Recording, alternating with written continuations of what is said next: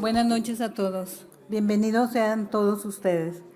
Soy la doctora María Dolores Ruiz Pedraza, presidenta del Colegio de Pediatría de Nuevo León, y les doy una cordial bienvenida a esta nuestra sesión educativa médica mensual correspondiente al mes de febrero 2025, que estamos realizando desde el Hotel MS Millennium y transmitiendo para nuestros amigos afiliados locales y de otros estados de la República Mexicana. Sean ustedes bienvenidos. Quiero saludar por este medio a nuestro presidente de la Confederación Nacional de Pediatría de México, el doctor Román González Rubio. El día de hoy es una sesión especial. Tenemos invitados especiales para nuestro evento de la Confederación Nacional de Pediatría de México y quiero agradecer la presencia del doctor Jesús Gerardo Guajardo Treviño, expresidente de la Federación Noreste de Pediatría y expresidente de la Confederación Nacional de Pediatría de México. Los saludamos a la distancia porque en esta ocasión no pudo estar presente con nosotros el día de hoy aquí. El doctor Manuel Ochoa Hernández, expresidente del Colegio de Pediatría de Nuevo León y expresidente de la Federación Noreste de Pediatría. Bienvenido, doctor.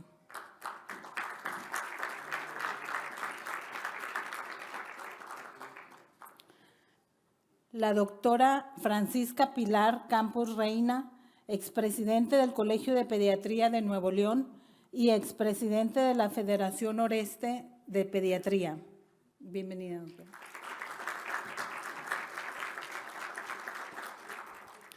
También está con nosotros el día de hoy la doctora Patricia Georgina Montiel Duarte, expresidente de la Federación Noreste de Pediatría y actualmente primer secretario de la Confederación Nacional de Pediatría de México.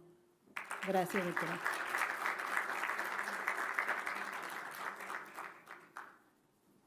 Enseguida, el doctor Juan Manuel Flores Doria, expresidente del Colegio de Pediatría de Nuevo León y actualmente presidente de la Federación Noreste de Pediatría.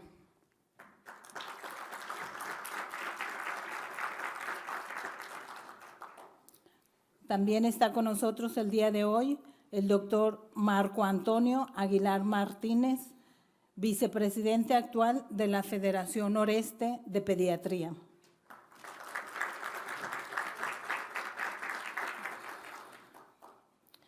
Y el doctor Gustavo Cervantes Martínez, presidente del Colegio del Estado de Coahuila.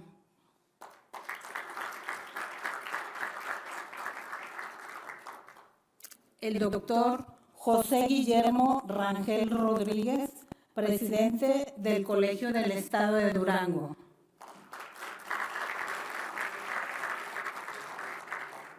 Y damos las gracias también al doctor Ariel Olidén Mercado Cárdenas, que no pudo estar presente el día de hoy y está conectado con nosotros a través de línea. Bienvenido, doctor.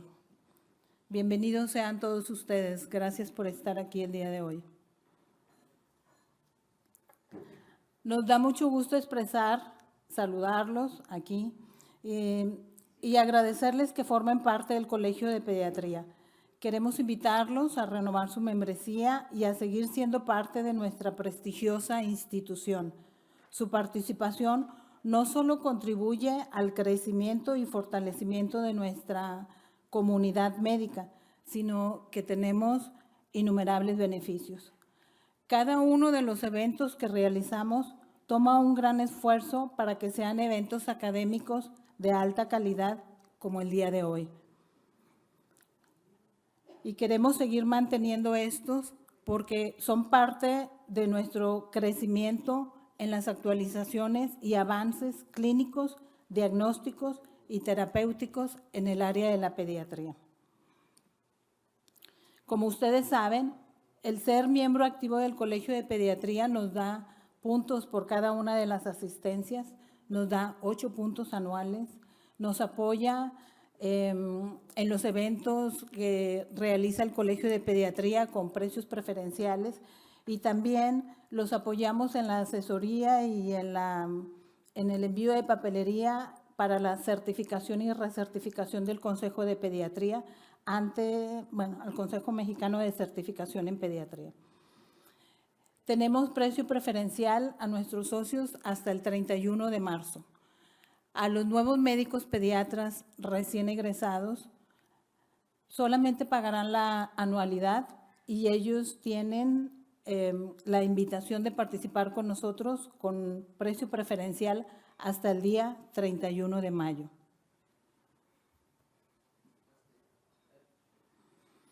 Quiero dar las gracias por la asistencia de todos ustedes al primer curso de enfermedades raras. Fue un éxito gracias a su presencia.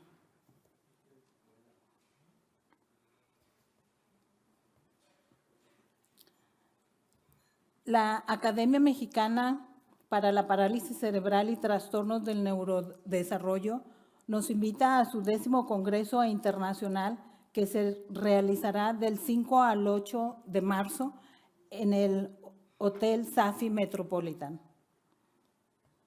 También dentro de nuestras actividades estamos invitándolos al curso de actualización en Pediatría 2025 para que vayan separando su fecha. Es el día 3 y 4 de abril.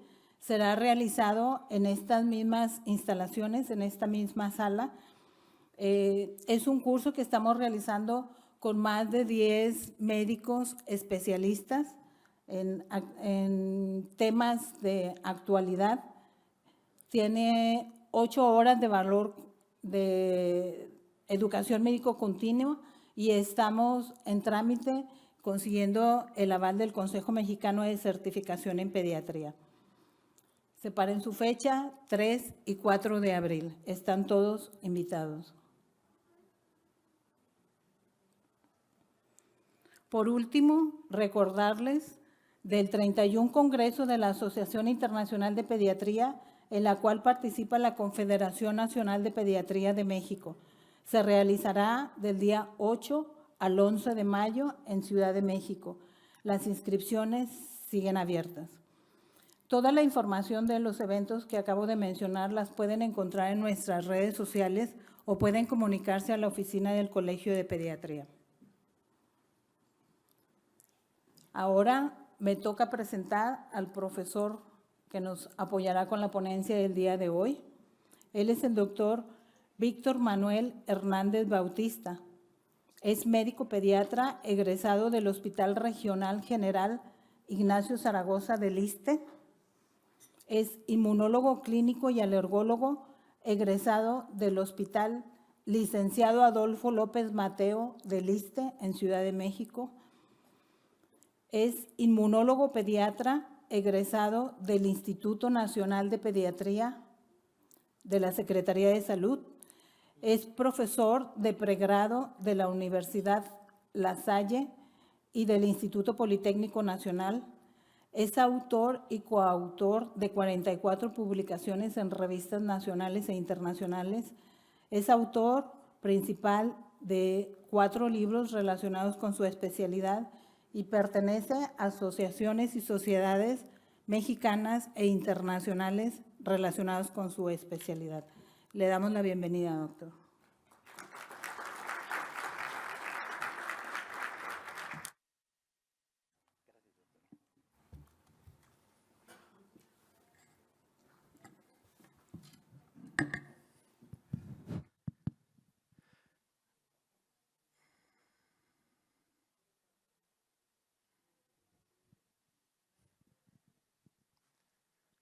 Doctora, ¿cuánto tiempo tenemos? Ok. No, está bien.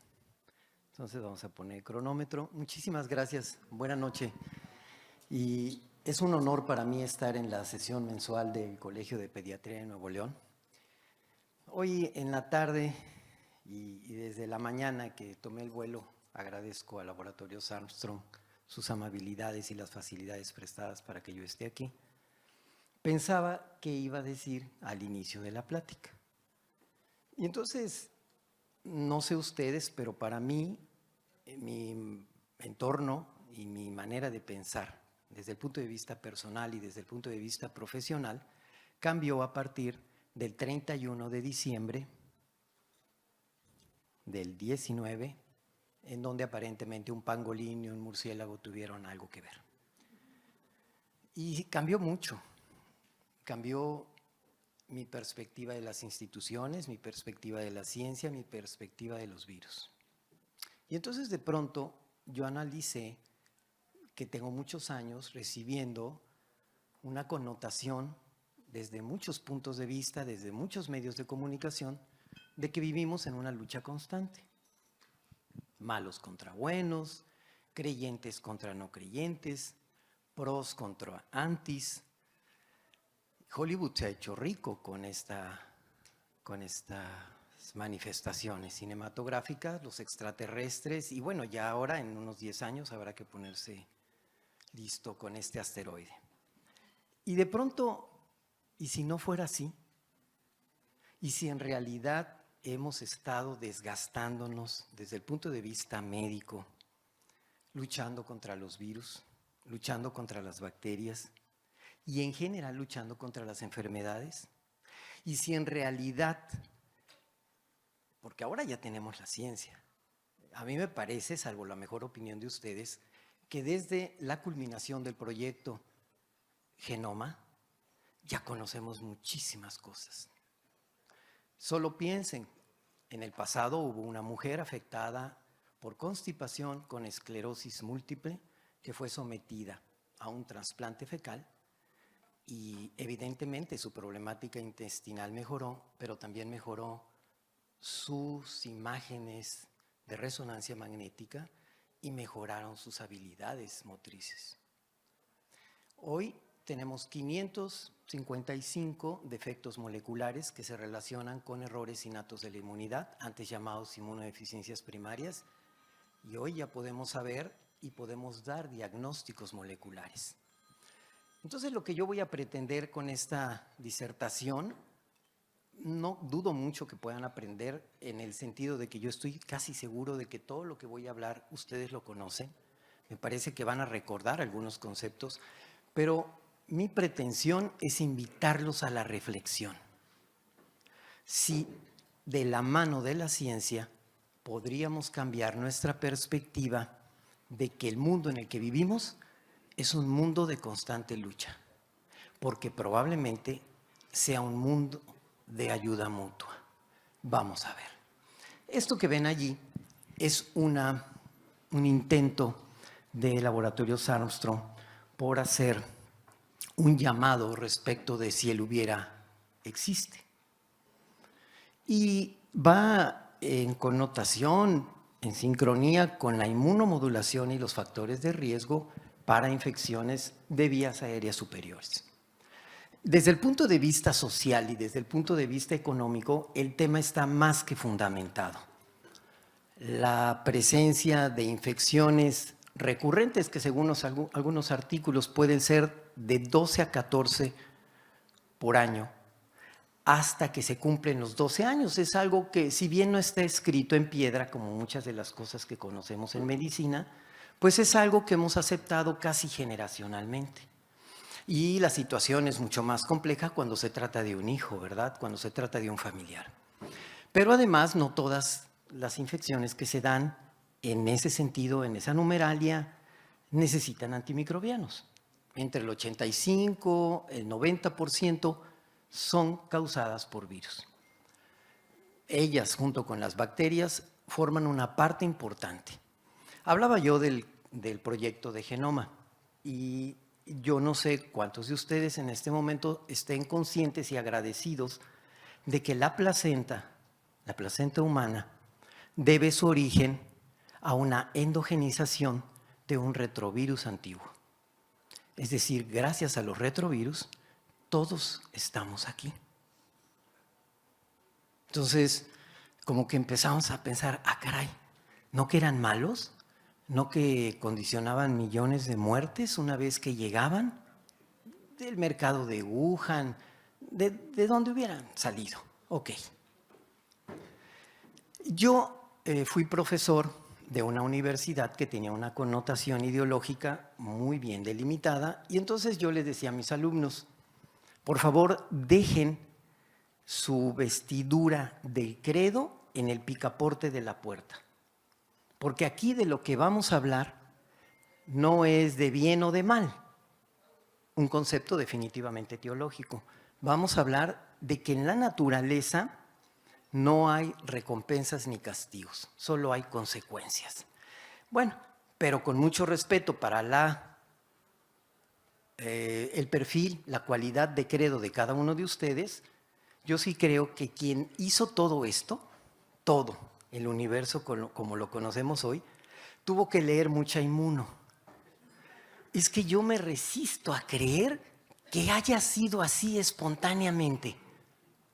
O sea, ¿de verdad después del Big Bang vino todo? Y de veras, como dicen los artículos, primero los virus. O sea, ¿sí fueron ellos? Bueno, no sé si fue o no espontáneamente, pero quien hizo todo esto leyó mucha inmunología. ¿Por qué? Porque los invertebrados, desde que los conocemos, ya poseen elementos que son fundamentales para la supervivencia de especie. Debemos recordar que hay dos cualidades que no hemos perdido y que en aras de nuestra supervivencia de especie debemos de tratar de perpetuar. Una es la nutrición y la otra es nuestra capacidad de reproducirnos. El día que perdamos esas dos cualidades o una de ellas, la especie, la raza humana, está destinada a la extinción. Entonces vean cómo este señor, que no amerita ninguna presentación, y esto pues es una travesura de la tecnología, les juro que estaba alineada, pero bueno, no hay problema. Aquí aparecen todos los cambios que ha habido, observen, desde 1.000 millones de años, todos los organismos rudimentarios, todos estos, ya poseen el sistema de complemento, más de 30 proteínas que son fundamentales para procesos que vamos a ver más adelante. Poseen fagocitosis, ¿ok? Son elementos antiquísimos de una supuesta defensa.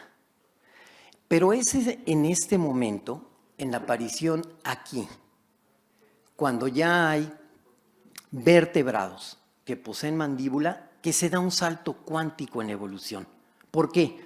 Porque aquí ya hay un rearreglo de genes de linfocitos T y hay la capacidad de que el linfocito B posea un receptor que es un isotipo de inmunoglobulina. Y eso significa la capacidad de poder responder a miles de antígenos, incluso sin antes haber tenido contacto con ellos. Eso es un elemento fundamental para la supervivencia de especie.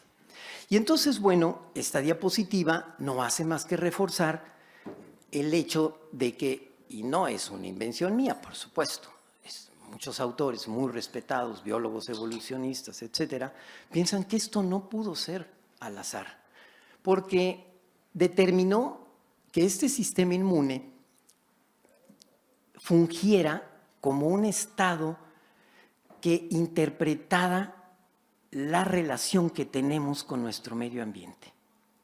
Y era fundamental y diseñó elementos como órganos centrales, dentro de los cuales destacan la médula ósea y el timo, los órganos periféricos, ahí están algunos, el vaso, los ganglios linfáticos, y un sistema fundamental que hoy, con el advenimiento, el descubrimiento y la profundización en los conocimientos del último órgano encontrado en el ser humano, me refiero a la microbiota, pues adquiere una especial importancia, el sistema linfoide asociado a mucosas y especialmente al intestino.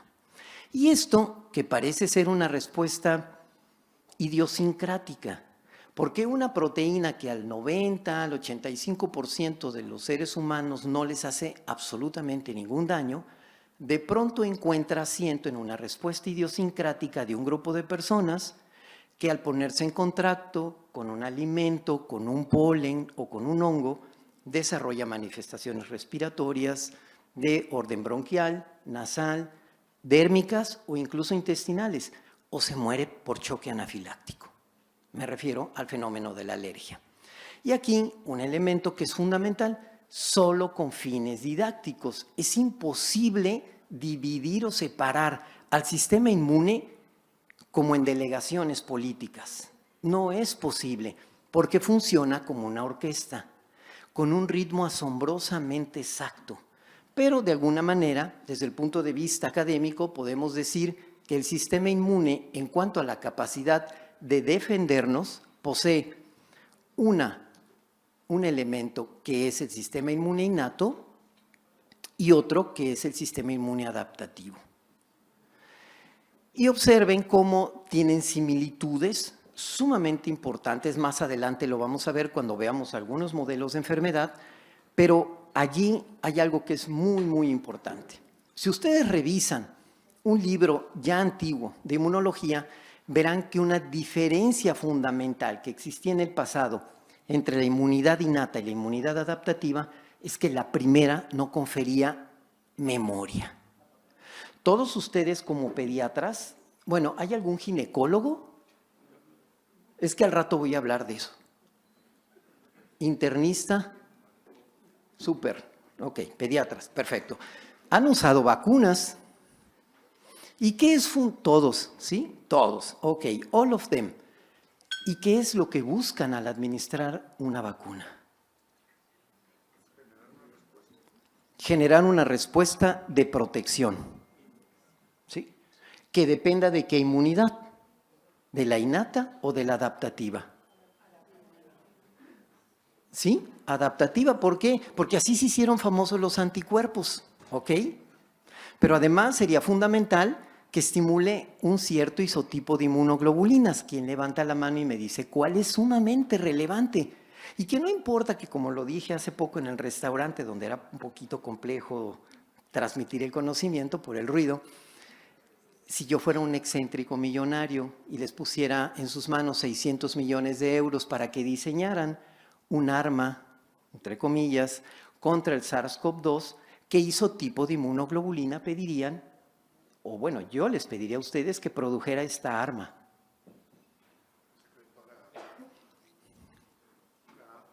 ¿La A? Sí, excelente, doctor. No le puedo dar puñito como allá porque estoy de lejos. Pero sí, definitivamente, IgA. Regla número 1, lección número 1, porque la sufrimos todos, la vivimos todos, y aquí lo tengo que decir con mucho respeto. La padecimos todos. Si un elemento, por muy caro que sea, aunque te haga candidato o meritorio al Nobel, no produce IgA mucosal, no va a poder inferir, no va a poder intervenir o bloquear la transmisión del virus entre seres humanos. Entonces, la diferencia fundamental es que la memoria innata sí produce memoria, ¿ok? La inmunidad innata produce memoria y se llama inmunidad entrenada. ¿Y por qué es importante? Porque hemos vivido demasiado tiempo, yo más que algunos de ustedes, que hay gente muy joven aquí, considerando que más es mejor, que es un concepto económico. Más es mejor, más inmunizaciones son mejores. Es decir, si un recién nacido recibe 2 o 3 inmunizaciones en ese momento, pues al año va a recibir entre 30 y 32, ¿ya se dieron cuenta de eso? ¿Y eso tendrá un fundamento científico? ¿Eso no podrá ser deleterio? Veamos qué dice la ciencia. Dice, y ustedes saben que algunos países no utilizan de manera, vamos a llamarle así, establecida, BCG, en Estados Unidos, en comunidades minoritarias. Ok, pues resulta que BCG, polio y sarampión confieren protección contra otros agentes infecciosos. Pudiera ser que la famosa inmunidad latinoamericana, esta raza casi indestructible, pudiera tener sus asientos en la inmunidad entrenada. Pero cuidado, porque al final vamos a tener la lección avalada en la ciencia de que el sistema inmune no necesariamente tiene que ser enérgico, no como lo es el Churg-Strauss con el pulmón o la granulomatosis de Wegener con el riñón. o la poliangitis microscópica también con el riñón, o el lupus con cualquiera de los órganos o sistemas que poseemos. Tiene que ser equilibrada. ¿Cuál es el momento o el mejor ejemplo biológico de que lo que estoy diciendo es verdad? Cuando alguien se infecta por SARS-CoV-2, ¿qué produce? Interleucina 6, factor de necrosis tumoral, interleucina 1. Y eso, de manera descontrolada, se llama tormenta citocínica. ¿Y eso a qué conduce? A la muerte del paciente. Entonces se respondió enérgicamente, sí, bastante. ¿Qué faltó? Equilibrio. Bueno, vean lo que dice aquí. La sobreestimulación de la inmunidad innata, según algunos artículos, pudiera estar incidiendo sobre el fenómeno alérgico, sobre el fenómeno de autoinmunidad y sobre padecimientos crónicos degenerativos. Hace algún tiempo, el hospital a donde yo realizo mi ejercicio privado, realizó una reunión con motivo del Día del Médico y me senté con una persona mayor que yo, que me dio la impresión que tenía mucha expertise en el área pediátrica y de hecho después me enteré que tenía un puesto respetable en una institución, idem. Y hizo un comentario que me dejó reflexionando. Dijo, palabras más, palabras menos, ya no estamos viendo la misma patología de pediatría que veíamos hace 20 o 30 años. Y entonces luego dijo, estamos viendo artritis reumatoide, estamos viendo lupus y en general estamos viendo enfermedades inflamatorias. Y la verdad, aunque yo tengo menos experiencia que él, no tuve más que darle la razón. Y cuando empezamos a preguntarnos por qué, tenemos que reflexionar en esto. ¿Qué es lo que estamos haciendo? Si lo que estamos haciendo es correcto o por lo menos tiene el aval de la ciencia. La inmunidad adaptativa, por supuesto, su bastión son los anticuerpos, pero como pueden ver allí, no todo implica anticuerpos. Por supuesto que especificidad antigénica, que eso es lo que buscamos cuando inmunizamos a un paciente. La expansión clonal, por supuesto, cuando se estimula, se diferencia y se amplifica la respuesta a través de una clona determinada de linfocitos. Cuando administramos un inmunógeno que es capaz, pues entonces protegemos a nuestros pacientes. Pero vean aquí lo importante que es la adaptación funcional que puede producir un estado exhausto del sistema inmune, con hiporreactividad incluso, ¿ok? Ahora, el sistema de complemento, ese antiquísimo que tenemos desde hace mucho tiempo, tiene en general funciones de opsonización, de quimiotaxis, a través del complejo de ataque a la membrana puede destruir directamente bacterias, en general un ambiente inflamatorio. La inflamación es algo muy importante de considerar, no es un fenómeno deleterio. La inflamación, que es parte de la respuesta innata, inmediata, inespecífica y rápida, limita el daño. Necesitamos la inflamación. Y algunos modelos de enfermedades, por ejemplo, por errores innatos de la inmunidad, no inflaman bien y los pacientes son presas de infecciones que son muy graves. Y entonces, aquí tenemos en el ejemplo como una bacteria que ha sido opsonizada, es decir, una de las funciones del complemento, es decir, que se hace atractiva para poder, por ejemplo, por un macrófago ser engullido, se forma el fagosoma, posteriormente un fagolisosoma y se le induce destrucción a esta bacteria. En el otro ejemplo, por eso les decía que es importante no intentar dividir al sistema inmune, sino verlo como una orquesta. Vemos un linfocito de tipo CD4, linfocito cooperador, que está estableciendo en el contexto del complejo principal histocompatibilidad de clase 2 una relación a través, aquí está, su receptor, ya habíamos hablado de ellos, y cómo intentan destruir a través de la lisis una bacteria que ha sido engüida con la liberación de interferón gamma que estimula la producción de lisozima. En algunos casos, esa situación no ocurre. Por ejemplo, un paciente que tiene una infección por salmonela o que tiene infección por micobacteria de tipo crónica y que eso es secundario a un error innato de la inmunidad que podría residir en defectos del eje interleucina 12-23 por una escasa producción de interferón gamma. Por supuesto que los anticuerpos son los más famosos de la inmunidad adaptativa. No hay discusión en ello. Algunas de sus funciones: neutralización, opsonización y activación de complemento. ¿Y se acuerdan del ejemplo que les ponía con el excéntrico millonario que había gastado millones de euros tratando de detener esa variante de SARS-CoV-2 que iba a acabar con el planeta? Y entonces, bueno, pues no se pudo lograr porque esa IgA mucosal estuvo ausente todo el tiempo. Esta es muy importante. Todos los anticuerpos tienen elementos fundamentales y, por ejemplo, vemos cómo la inmunoglobulina G, que tiene 4 isotipos, por ejemplo, la IgG2 es sumamente relevante para la respuesta a antígenos polisacáridos. ¿Alguien se ha preguntado por qué un polisacárido? ¿Por qué no ponemos una vacuna que dependa de polisacáridos para estimular en la infancia a menores de 2 años? Si tiene 23 serotipos, tiene más que la vacuna conjugada que utilizamos. ¿Cuál sería el elemento científico que avale dicha conducta? ¿Quién me ayuda?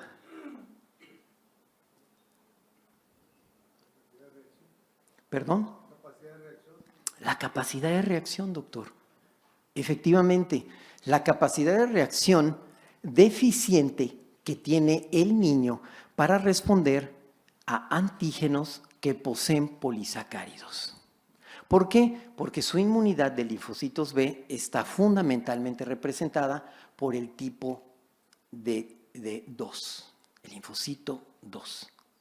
Y el otro, el linfocito de tipo 1 y otro tipo de linfocito que son fundamentales para responder a polisacáridos, vienen después de los 2 años. Por eso utilizamos una vacuna conjugada. A mí me parece que ese es un excelente ejemplo de cómo hacemos algo que está fundamentado en ciencia. ¿Quieren otro ejemplo? Pero que a mí me parece bellísimo cómo tratamos a un paciente con alergia a proteínas de la leche de vaca. ¿Cuál es nuestro primer escalón de tratamiento cuando decidimos retirar las proteínas de vaca?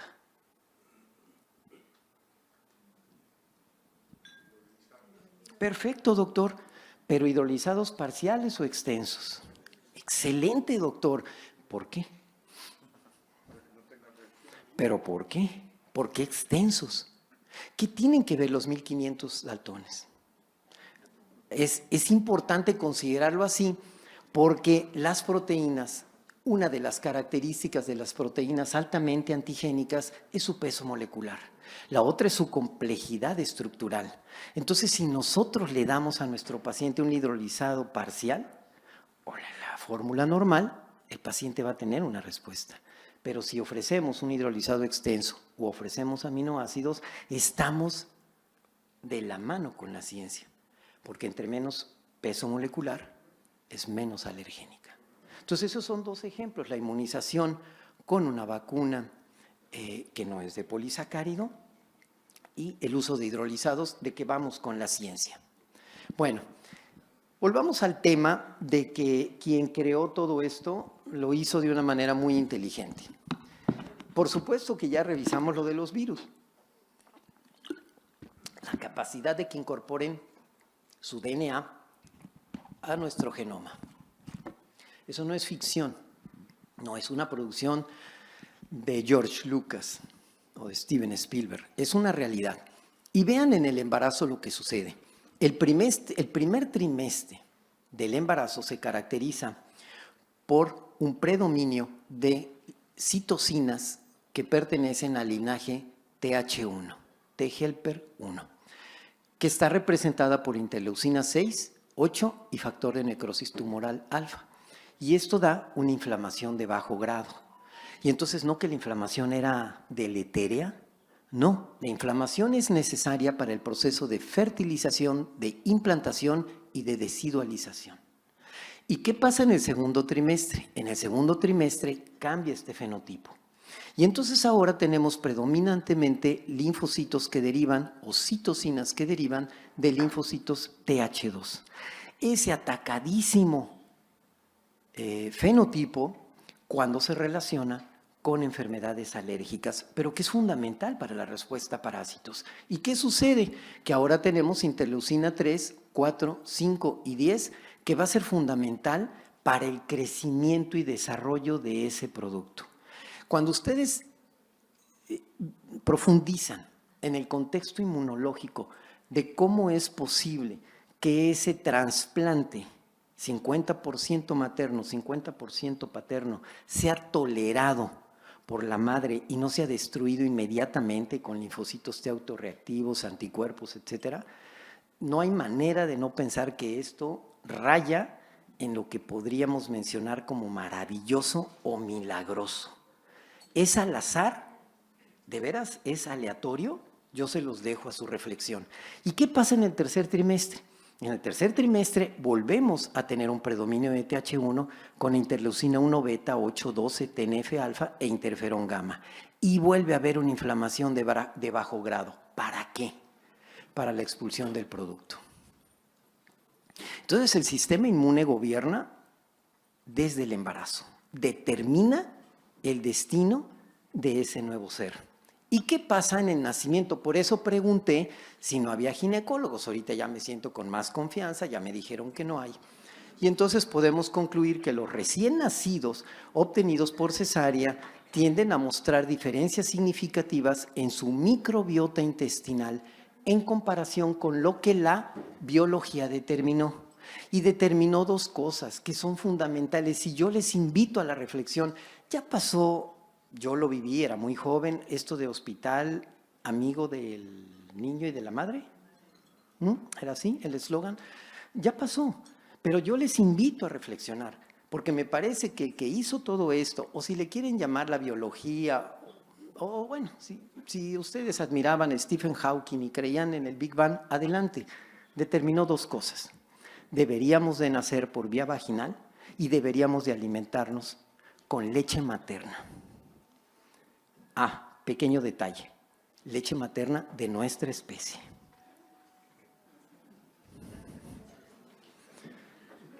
Sí, porque alguien puede decir por ahí, pues con que sea mamífero, no.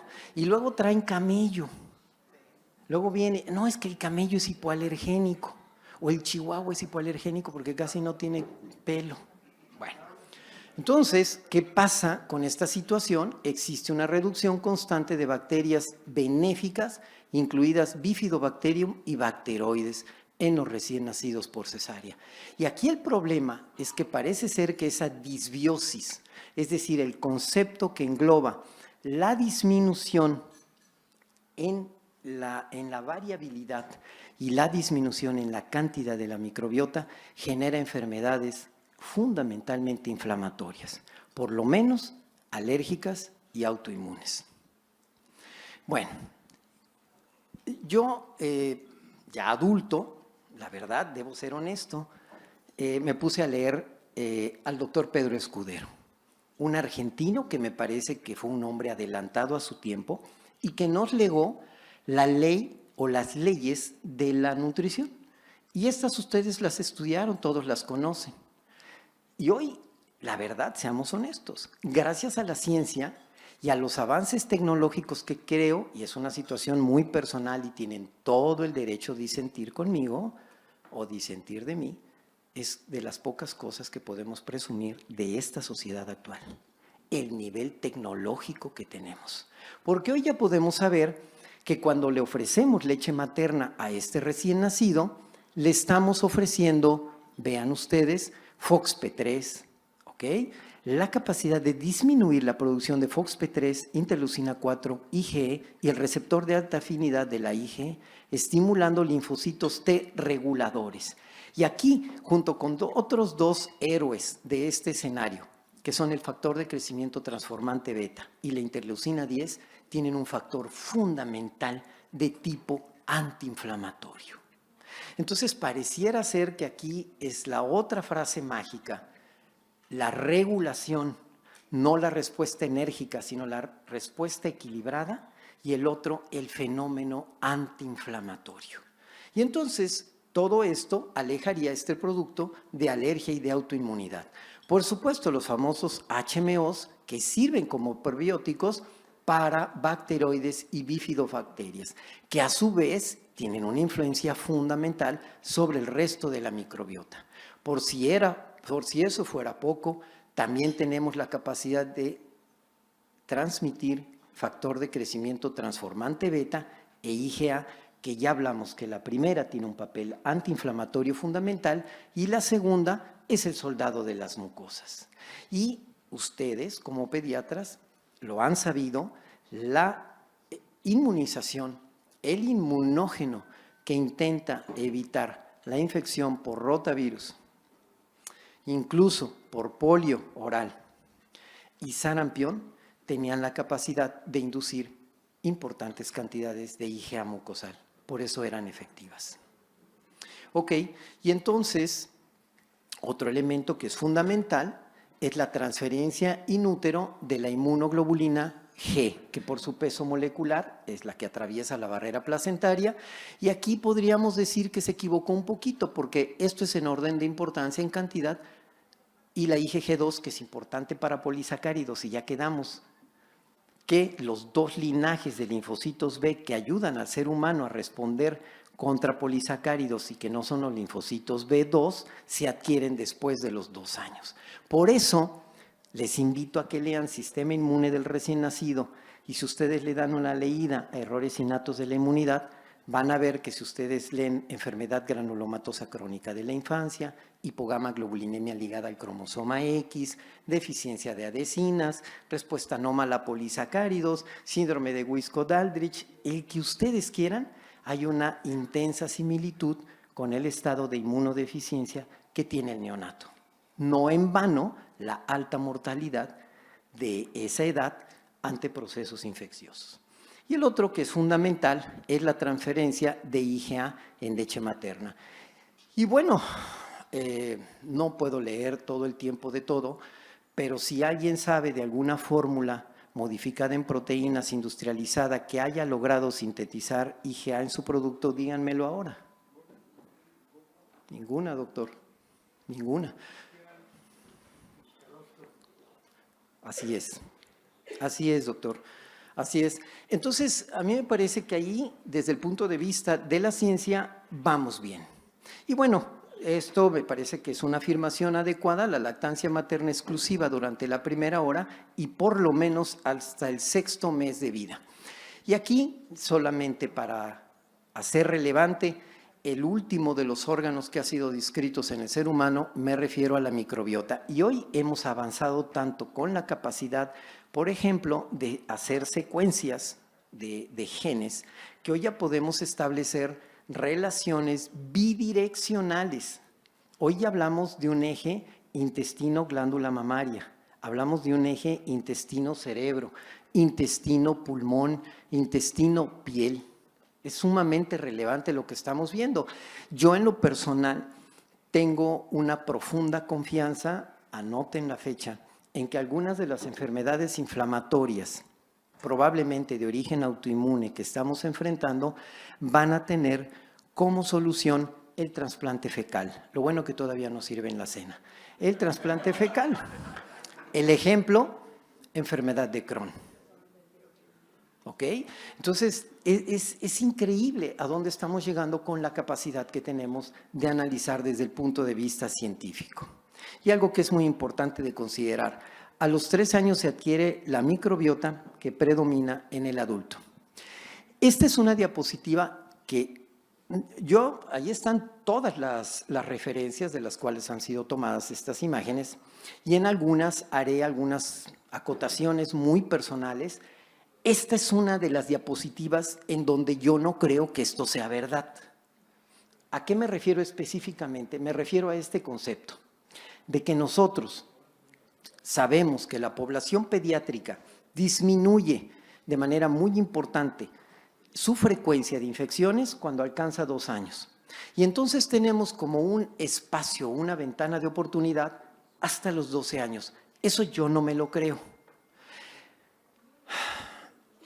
Invité a una persona que es letrada en el fenómeno esto del anti-aging, y qué bueno que no vino, porque así ya no tengo que moderarme en algunos comentarios. Yo creo que eso al menos en este momento, a ver qué opina Elon Musk.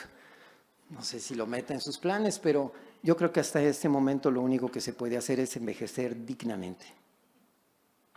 Pero me parece que el proceso tiene profundas características de tipo evolutiva, epidemiológicas, y me parece que incluso connotaciones económicas y sociales de por qué morimos a la edad en que lo hacemos.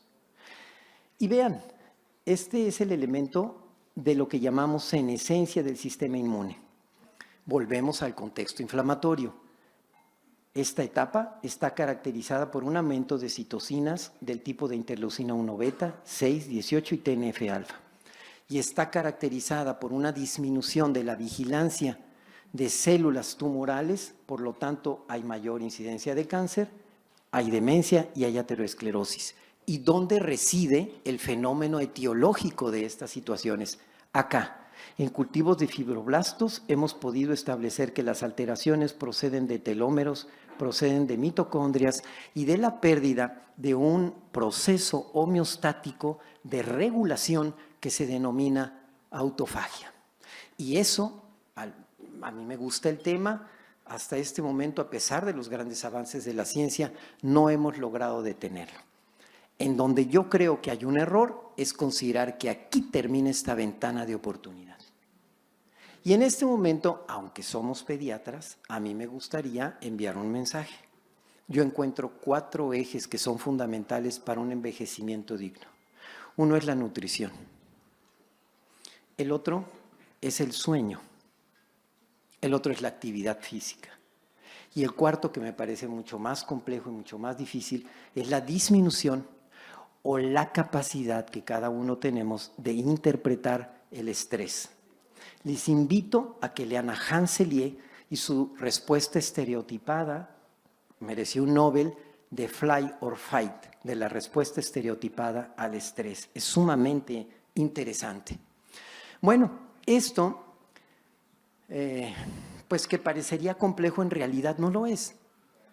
Desafortunadamente, esto puede servir para ejemplificar modelos de enfermedad, como ya algunos he mencionado, por ejemplo, aquellos sujetos que tienen predominantemente una respuesta de tipo TH2 y que producen grandes cantidades de interleucina 4, 5 y 13, van a padecer, si ya está la genética, si la epigenética y el ambiente es propicio, de enfermedades alérgicas. Pero además eso, la biología determinó que serviría para tener una respuesta contra el mintus. Y así podemos buscar cualquiera de las subpoblaciones que tienen importantes responsabilidades a cuestas. Por ejemplo, TH1. Hay una importante responsabilidad para poder ejercer respuestas equilibradas contra patógenos intracelulares.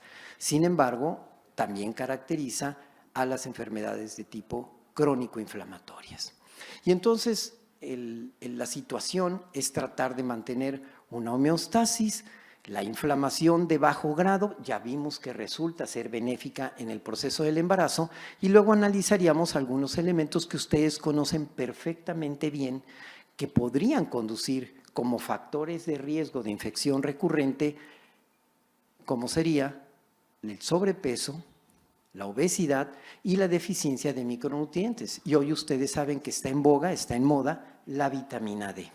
Y el uso de algunos elementos de tipo farmacológico.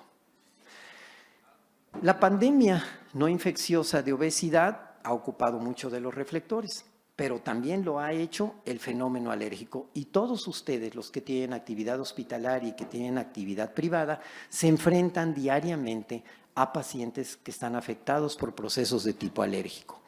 Me parece que no vale la pena ahondar, ustedes los conocen perfectamente, no son los únicos, pero sí están representados por la rinitis alérgica, el asma, la dermatitis atópica y la alergia alimentaria. Y aquí yo haría, volvemos al reforzamiento, ¿por qué creen ustedes que la leche de vaca sea tan antigénica? Y en general, de cualquier mamífero. O sea, esto del camello, porque tiene una menor cantidad de una proteína, que ahorita les voy a decir cuál es. ¿dónde estaría el fundamento de la génesis de la alergia a proteínas de la leche de vaca? Excelente, doctor. Lástima que no traje un librito, porque ya se lo ganó. Pero vengo otra vez, faltaba más. Efectivamente, la especie humana no produce beta-lactoglobulina. Y según lo que hemos revisado todo este tiempo, nos costó miles de millones de años hacer este prodigio de arte que es el sistema inmune. Y de pronto nosotros decimos, ahí te va la beta-lactoglobulina. Y acuérdense, es muy importante la responsabilidad que tiene el sistema inmune para poder ejercer respuestas equilibradas hacia antígenos de tipo infeccioso, independientemente de cuál sea. Pero también hay otra respuesta que es casi adosada al marco jurídico. La capacidad de discernir entre lo que es mío y lo que no es mío. Si yo tomo un celular, cualquiera de los que está ahí, pues me vinculan a proceso, ¿no? Porque no es mío. Y entonces le damos beta-lactoglobulina, ¿para qué? Pues para que discierna entre lo que es propio y lo que es extraño. Y como es extraño, ¿qué monto? ¿Una respuesta de qué tipo? Ciencia pura. Alergia. Alergia es un rasgo clínico. Sibilancias, prurito nasal, estornudos, obstrucción nasal, eso es alergia. Atopia. Atopia es un rasgo genético. Es la capacidad poligénica que tenemos los seres humanos de expresar grandes cantidades de IgE específica a un alérgeno, que puede ser inhalado, que puede ser ingerido, un trofoalergeno. Y el problema es que es poligénica, y estos son los genes hacia los cuales se dirige la investigación, y yo no sé en qué va a acabar esto. Tengo mi propia, aquí sí es una reflexión personal, yo creo que les va también con medidas ambientales, con inmunoterapia específica, con alérgenos y con terapia farmacológica, que me parece que no se ha avanzado mucho más en ello. Factores de riesgo, los conocen muy bien. Desde el número de familiares que poseemos, de hermanos, el medio donde nos desarrollamos, si tenemos mascotas o no. Y se acuerdan de la abuelita, y este ejemplo yo lo vengo poniendo desde que era muy joven. Muy joven. Y yo les decía, ¿se acuerdan de la abuelita que decía, déjalo que se arrastre? Se caía el chupón y se lo llevaba a la boca y, no, espérate, vamos a lavarlo. Déjalo que haga anticuerpos. Defensas, doctor. Pues sí, porque resulta que las investigaciones determinan que el ser humano que se expone en etapas tempranas a antígenos infecciosos switchea su subpoblación linfocitaria de TH2, que representaría el fenotipo alérgico, hacia tipo TH1. Y entonces ustedes ahora, yo no lo sé aquí, nunca he estado por largas temporadas, pero me supongo que también, igual que yo, conocen en el trayecto de su casa a su trabajo a alguien que tira fuego en la esquina o alguien que limpia parabrisas, alguien que parece ser inmune, ¿no? A SARS-CoV-2, a la variante Delta. ¿Cuál vacuna? Más bien la hipótesis de la higiene. ¿Ok? Entonces, esa persona que ha estado expuesta a este tipo de eventos de tipo infeccioso en forma temprana, pareciera tener una mejor respuesta hacia antígenos infecciosos y a alejarse de los procesos de tipo alérgico. La presión evolutiva. Aquí, reflexión. Si tienes un virus que está mutando porque se replica miles de veces y evidentemente va a cometer errores. ¿Por qué? Porque no son perfectos y surgen variantes. Les agregamos antivirales, les agregamos terapia génica, no dije vacuna, dije terapia génica, o le agregamos lo que ustedes quieran. ¿Qué significa eso desde el punto de vista evolutivo? Significa presión. ¿Y qué va a suceder? Que se van a adaptar. Y algunos son muy inteligentes, como herpes, como Epstein-Barr. Y otros no lo son tanto, como Marburg, como rabia. Esos son oligofrénicos. Y vean cómo el tamaño se importa. Y eso originó que las sociedades se unieran para poder hacer frente a presiones evolutivas de mayor tamaño. Y vean ustedes cómo esta jirafa que tiene el cuello más largo accede mejor a los nutrimentos. Es decir, hay una adaptabilidad y esto es muy importante. La adaptabilidad o la adaptación en el contexto evolutivo, el proceso adaptativo y la respuesta es individual. Es individual. Vean aquí, se pelean, no me incluyo porque me parece que yo estoy perfectamente definido en este sentido. ¿Qué es más importante? ¿Ustedes qué opinan? ¿Qué es más importante en el contexto de un proceso infeccioso, de una enfermedad? ¿Es el agente etiológico? ¿Es el sitio donde se da esa riña, esa interacción? ¿Es el huésped o son sus padres? Levante la mano. ¿Quién dijo huésped? Puñito. Sí. Pero ahora no tan solo es que, ay, el doctor bien buena onda, brother, puñito con el doctor. No. Hay algo de ciencia en ello. Observen esto. Un individuo que tiene un sistema inmune extremadamente fuerte se infecta por un agente etiológico extremadamente fuerte. Un individuo que tiene un sistema inmune débil se infecta por un agente débil. Y es cuando entonces una variante de Helicobacter desarrolla o produce osteomielitis en un paciente que tiene un error innato de la inmunidad. El coronel Ogden Bruton no era inmunólogo, era pediatra. El coronel en 1952 describe el caso de un varón afectado por neumonías, sepsis, y tampoco contaba con la tecnología que teníamos hoy. Pero le manda a hacer una electroforesis de proteínas y se da cuenta que no había pico IgG. Entonces dice, esto es una gamma globulinemia. Bueno, ahora ya es relativamente sencillo diagnosticar a estos pacientes.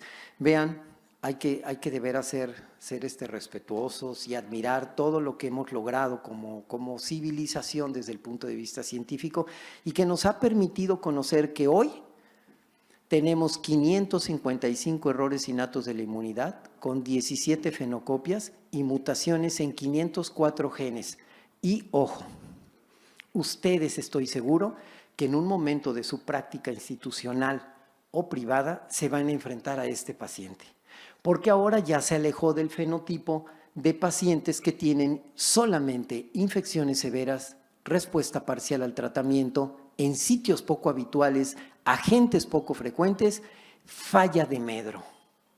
Ese fenotipo, ese aspecto, grábenselo súper bien. Pero ahora ya sabemos que también pueden desarrollar alergia severa, autoinmunidad, linfoproliferación, autoinflamación y neoplasias. Por supuesto que hay muchas posibilidades de que ustedes se enfrenten a un paciente de este tipo. Y entonces tenemos que la expresión de los errores innatos de la inmunidad tiene que ver con elementos que van desde los fenómenos que están caracterizados por inmunodeficiencia, como la inmunodeficiencia mixta severa, que si no se lleva a cabo de manera inmediata un trasplante, el paciente muere durante el primer año de vida. O también fenómenos de disregulación, como serían los fenómenos que están caracterizados siendo ligados al cromosoma X por poliendocrinopatía y otros que conocemos bien que no necesariamente están relacionados con infecciones severas, sino con fenómenos de tipo autoinmune. ¿Y luego qué hacemos? Ya tenemos el problema. Algo salió mal dentro de todo lo perfecto que era el contexto evolutivo y dentro de todo lo perfecto que era ese ser que dijimos, ni le íbamos a poner género, ni nombre, ni nada, pero que creemos que hizo todo a la perfección, de pronto falla. O de pronto no falla y de pronto lo que tenemos es un contexto de adaptación. Y el ser humano tiene que sufrir infecciones, entre comillas, sufrir para poder desarrollar inmunidad a largo plazo. Fundamentalmente, inmunidad de memoria. Seamos honestos, ¿quién de ustedes tiene un paciente que no haya recibido una sola vacuna desde que nació? La verdad. Ok, yo sí tengo 2 y están vivos y son adolescentes.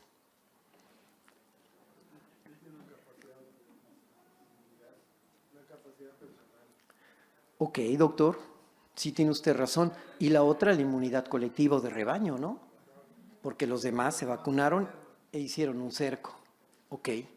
Y entonces, bueno, cuando las situaciones no salen como quisiéramos, entonces tenemos inmunomoduladores, que pueden ser componentes derivados de plantas, los fitoestimulantes, las drogas sintéticas, los productos microbianos, que dependen de polisacáridos o no, probióticos, prebióticos, posbióticos, simbióticos, esto estaba bien, pero gracias a la tecnología quedó mal, y las citocinas o anticuerpos monoclonales que habitualmente se utilizan para tratar pacientes con enfermedades autoinmunes. Aquí están las dosis que ustedes todos conocen de pidotimod y cuáles serían los efectos inmunológicos que genera la molécula, porque esto es muy importante. Yo le doy pidotimod a un paciente que tiene una afección alérgica, que tiene rinitis alérgica, que tiene asma, que tiene inmunoterapia específica con alergenos, porque ya ha sido evaluado, tiene un proceso alérgico, que recibe agonistas beta 2 de acción larga con un esteroide, etcétera. Pero que yo lo que quiero es intentar switchear de TH1 hacia TH2. Yo lo que quiero es estimular su inmunidad adaptativa para que produzca más cantidad de IgM e IgG, que pueda hacer frente a polisacáridos, pero además aumentar las concentraciones séricas y mucosales de IgA. ¿Ok? Que madure la célula, que es sumamente relevante para que ejerza su efecto biológico los linfocitos de tipo T. Me refiero a quiénes, a las células dendríticas. Recordemos que los linfocitos B pueden interpretar antígenos de manera directa, sin necesidad de que la célula dendrítica lleve a cabo cambios en ese antígeno, se lo presente a los linfocitos T para generar una respuesta. Este es un artículo, no sé si hay algún metodólogo aquí.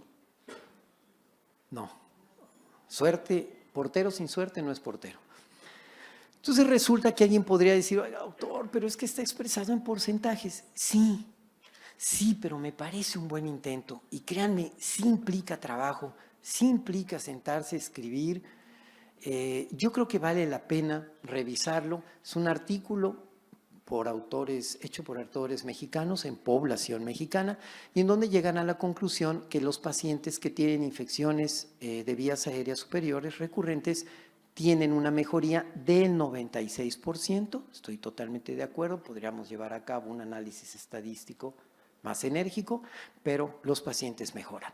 Y bueno, aquí las situaciones sí son importantes, todos ustedes fueron bombardeados con información con respecto de la pandemia, lo que sucedió en Italia, lo que sucedió en España, fundamentalmente con individuos que tenían senescencia de su sistema inmune. Y van a ver qué interesante es esto de las publicaciones de tipo italiano. Vean, por ejemplo, en este artículo se utiliza la molécula en modelos de enfermedad alérgica que ya he mencionado, en dermatitis atópica, en rinitis y en asma. Y aquí sí quiero puntualizar, porque esto es un evento académico, yo no vengo a vender la molécula, siempre agregado en sinergia a la terapéutica establecida a través de los diversos protocolos. No se trata de sustituir. Yo no voy a dar pidotimod en lugar de inmunoterapia específica. Y vean este artículo. Entonces, aquí fueron más lejos, porque aquí sí se establece a través de modelos in vitro cómo actúa la molécula, es capaz de incrementar estructuras como los receptores tipo TOL para poder identificar de manera más eficaz antígenos, sobre todo de tipo viral, algunos bacterianos.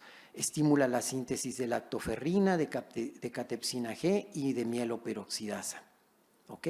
Entonces vean esto que es importante. Desde principios de los años 90 se han publicado más de 100 de artículos sobre pidotimod. Yo les preguntaría en este momento, para ustedes, ¿qué es más importante? ¿Que una molécula sea eficaz o que sea segura? Piénsenlo bien. Sí, bueno, si se puede, pues sí, ¿verdad? Sí es bonito por fuera, tiene 700 caballos de fuerza, suena bien y es aspirado atmosférico y aparte está en mi presupuesto, pues eso lo hace un superauto, ¿sí? El problema es que no es así. Pero si tuvieran que elegir uno de los dos, excelente, excelente, doctora, excelente, excelente. Eso es muy importante. Al final vamos a ver por qué. Si queremos poner a prueba un inmunoregulador, vamos a dejar de lado la palabra inmunoestimulante por inmunoregulador, el modelo de síndrome Down es sumamente relevante. ¿Por qué? Porque los pacientes afectados por esta alteración tienen una mayor susceptibilidad a agentes infecciosos, tienen una mayor prevalencia de autoinmunidad, de autoinflamación, están predispuestos a malignidad, tienen una pobre respuesta a antígenos vacunales. Entonces, quiere decir que estos pacientes en esencia tienen un error innato de la inmunidad. Porque acuérdense cuáles eran las características de los pacientes cuando dejaron de ser solamente portadores de infecciones severas para tener alergia severa, autoinmunidad, autoinflamación, linfoproliferación y cáncer. Y entonces en estas poblaciones se ha observado un beneficio del uso de esta molécula. La respuesta inmune a virus es sumamente relevante, que si bien los anticuerpos han pasado a ser de alguna forma las estrellas del escenario, no son ni por mucho la principal. La inmunidad innata, con la capacidad que tenemos de manera inmediata, rápida, de manera inespecífica, de producir interferones, sobre todo de tipo 1, alfa y beta, es lo que nos puede ayudar para resolver de manera eficaz una infección, sobre todo de tipo viral. Vean esto que, pues, desafortunadamente representó la gran mayoría de los conocimientos que fuimos adquiriendo. Me refiero a la infección por SARS-CoV-2. ¿Cuál creen ustedes? Y estoy seguro que en algún momento de este tiempo se hicieron la misma pregunta que yo. Porque yo llegué a ver pacientes con una obesidad mórbida, vivos, que no enfermaron. No sé si se infectaron, pero no enfermaron. Y personas jóvenes, atléticas, que se murieron. ¿En dónde estaba la diferencia? Por supuesto que hay elementos ambientales, la cantidad de antígeno, por supuesto. No es lo mismo estar intubando pacientes, ¿verdad? Pero si esa no fuera la variable, ¿cuál sería la variable? Los genes, la respuesta inmune. Y aquí están identificados cuáles son los errores innatos de la inmunidad que correlacionan con interferonopatías. Es decir, dicho sea de tácito, no puede haber tormenta citocínica si ese individuo tiene la capacidad de reconocer el RNA viral a través de DAMs o PAMs, es decir, de productos asociados a patógenos o de productos asociados al daño, esto ya a nivel intracelular, con aspectos moleculares de detección. Y la capacidad de ese individuo que tiene un sistema inmune indemne de producir grandes cantidades de interferón para inhibir la replicación viral. Si eso se da, no hay tormenta citocínica. Esto me parece importante, ya es de las últimas diapositivas. Por favor, levante la mano, ¿qué es lo más relevante de ese artículo? Por favor, véanlo un minuto. Y ahí está algo que es muy relevante. Y bueno, pues ya la verdad sí la respuesta la puse ahí junto. ¿Qué es lo relevante de ese artículo? Son pacientes infectados por SARS-CoV-2, no están en terapia intensiva, son pacientes ambulatorios, la cohorte es italiana. ¿Qué es lo relevante? O por lo menos a mí se me hace relevante. ¿Perdón? Eso es muy importante, pero no es lo más relevante. Bueno, según yo, a lo mejor ahorita dicen, bueno, pues para usted es relevante eso, o para ti, pero eso no. Miren, eso es muy importante, pero no me parece que sea lo más relevante. 10 segundos. 10, 9, 8.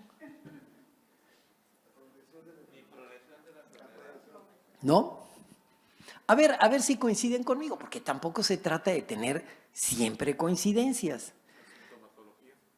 No, no.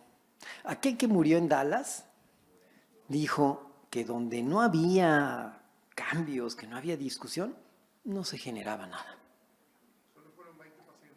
No, eso es importante, pero no es lo más relevante.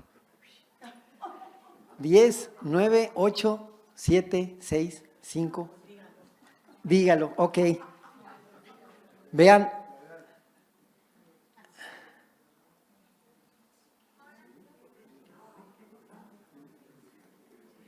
¿Qué variante? Fíjense cuándo está publicado el artículo.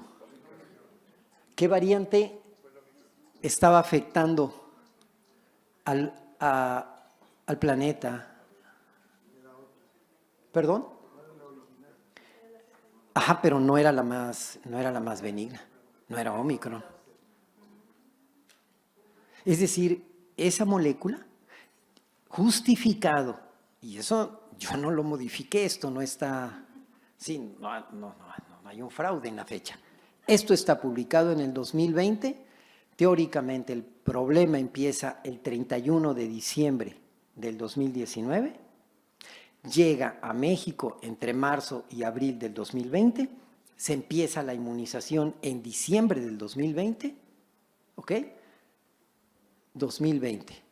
Esa variante era patogénica, mucho más patogénica que Omicron. Y en esa variante, Pidotimod demostró eficacia terapéutica.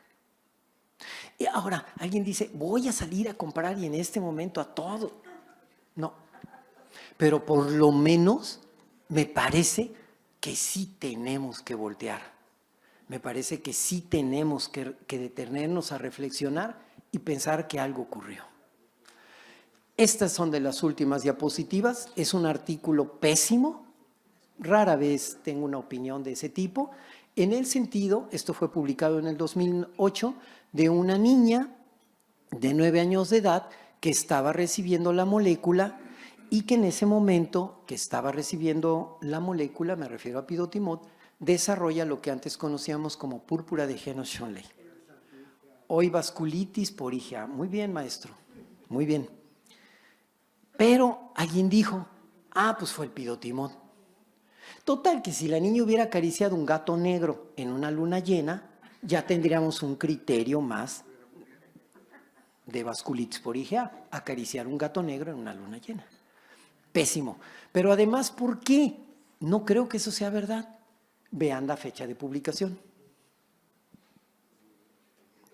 No encuentran otro artículo en la literatura médica que describa vasculitis relacionada con IgA en un paciente que esté recibiendo Pidotimod.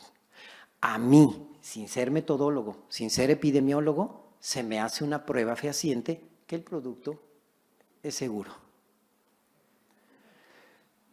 El último mensaje, y aquí sí tengo que ser bien respetuoso. Todos la sufrimos, todos la vivimos. Cada quien le dio la contextualización, la importancia que quiso. Pero todos estábamos aquí cuando llegó SARS-CoV-2. Les invito a reflexionar y a que busquen John Ioannidis. Mi primera diapositiva me da pena, la de las publicaciones, porque John Ioannidis tiene 1000 publicaciones en revistas de alto impacto revisadas por pares.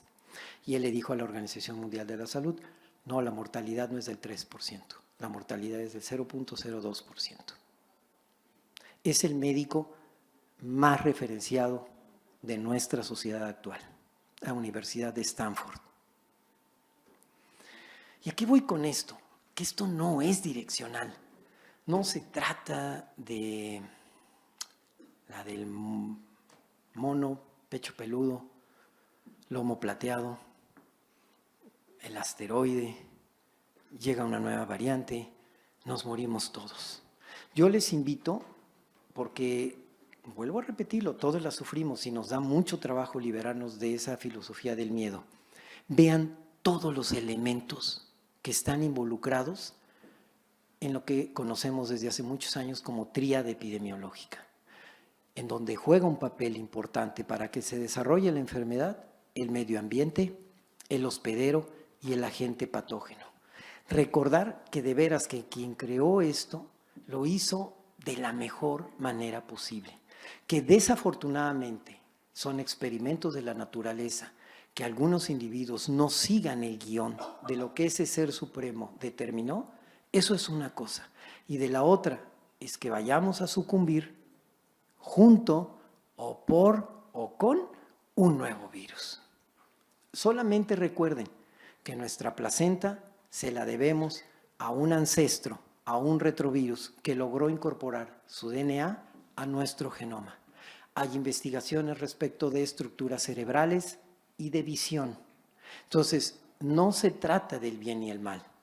Se trata de tratar de vivir en un mundo que estoy seguro que la ciencia nos va a dar la respuesta de por qué convivimos con virus, bacterias y hongos. Y yo casi estoy, de verdad, podría afirmarlo en este momento, que debe haber una poderosa reacción, una poderosa causa que genere un proceso evolutivo positivo para la humanidad. Finalmente, esto me lo encontré en internet mientras desarrollaba la plática, me pareció ad hoc para terminarla. Cada quien tiene el derecho de aceptar o no la verdad, de leer a John Ioannidis, de leer acerca del sitio de escisión de furina, es decir, cómo se logró que la proteína de espiga se acoplara de manera perfecta al receptor AC2 en el ser humano. Les invito a que lean Sitio de escisión de furina. Muchísimas gracias.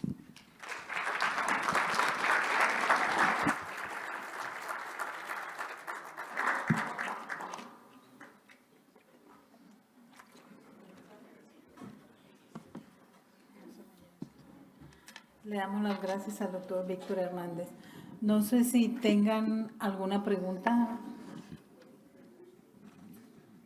La doctora Fabiola nos va a ayudar con el micrófono por si alguien quiere hacer alguna pregunta para el doctor Hernández.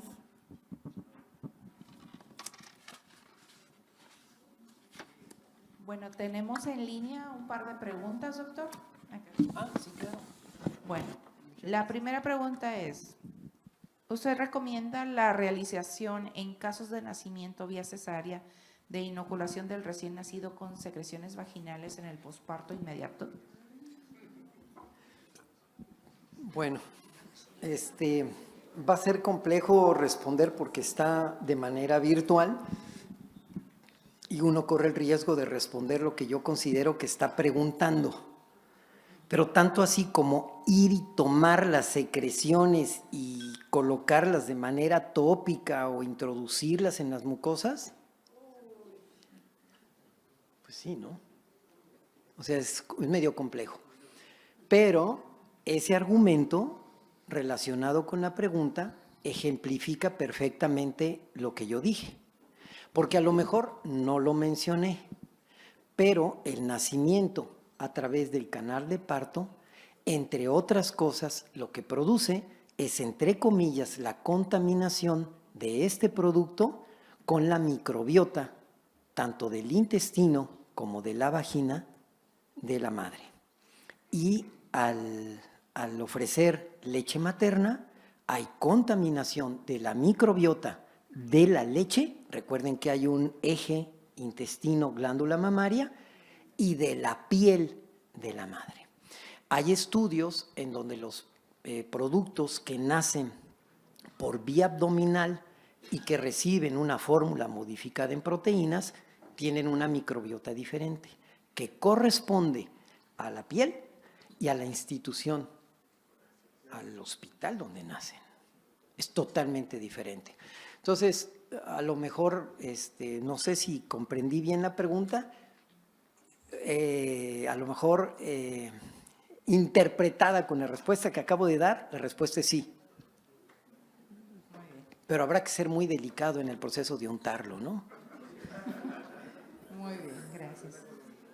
La otra pregunta que tengo es, aparte de la alimentación, indicación de seno materno y sueño adecuado, ¿cómo puedo incrementar la inmunidad en menores de 3 años si las mamás actuales difícilmente amamantan a los recién nacidos hasta lo mínimo los 6 meses por cuestiones laborales?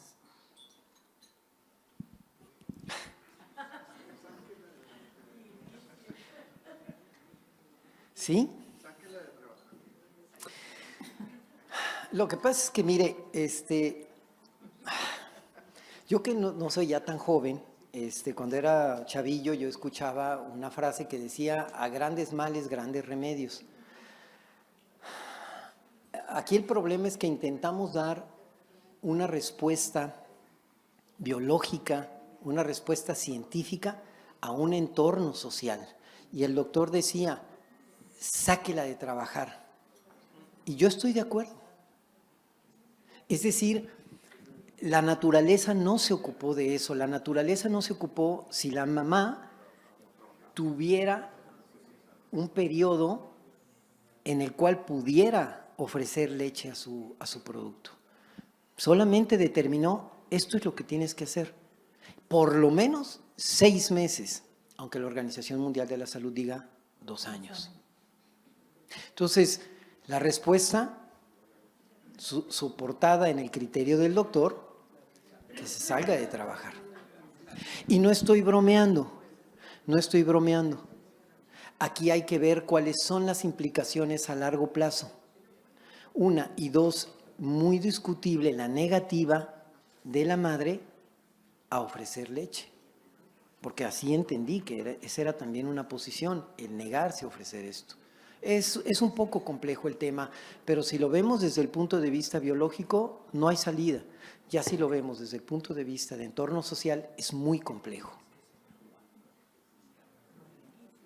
Bueno, y por último tengo una reciente, dice, muchas veces se indican vitaminas para aumentar el sistema inmune. ¿Hay alguna indicación específica? Bueno, alguna indicación específica. De lo viejito, Linus Pauling, 2 veces premio Nobel, Química y la Paz, murió de cáncer, y él decía que las dosis, megadosis de vitamina C inhibían los procesos oncológicos. No estoy siendo sarcástico, así ocurrió, murió de ello. De lo nuevo, vitamina D. El problema es que hay algunos artículos que relacionan niveles séricos disminuidos de vitamina D correlacionando con alergia o con autoinmunidad. Pero también hay algunos artículos que hablan del exceso de vitamina D con efectos deleterios sobre el sistema inmune. Son los ejemplos al menos más puntuales que se me ocurren. Muchas gracias. No, al contrario. Doctor, buenas noches. Mi nombre es Jorge Torres. Gracias por la plática. Tengo 2 preguntas. Sí, Yo doctor. creo que todos hemos experimentado como proceso de aprendizaje post-pandemia que algunos pequeñitos que habían sufrido en el contexto familiar la enfermedad, que les había ido favorablemente a la familia y que te decían, no hombre, a los niños les fue muy bien, fueron 2 días de fiebre, una gripita y les fue a ellos muy bien. Son esos mismos pequeños que empezábamos a ver semanas después o durante 6 meses después que se empezaban a enfermar de situaciones que no eran comunes. Y mi teoría, y después algunas publicaciones, que mi teoría es que sí dejó sensible de forma muy silenciosa COVID, pero yo también lo he visto con virus sincitial respiratorio y lo he visto con influenza, que deja sensible o muy bajo el sistema inmunológico de los niños y entonces permite cualquier otra afección agregada, inclusive temas gastrointestinales, o sea, diferentes vías respiratorias.